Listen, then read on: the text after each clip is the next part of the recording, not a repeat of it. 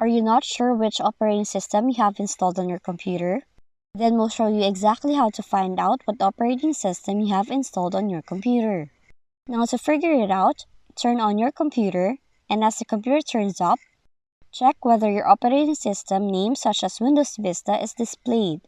But if it did not show any, you can open the Start menu, see if there is a text written on the side of the Start menu, and this text may name your PC's operating system in addition, such as Windows 95, Windows 2000 Professional, Windows XP Home, and etc.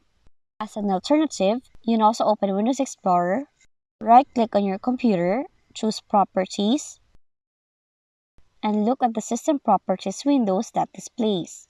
More detailed information on the operating system can be found under the General tab after System or System Type, such as whether you're running a 64-bit or a 32-bit version of Windows. Another method you can try to do is open Run on your computer, type in the following, then press OK or Enter to view a Windows operating system.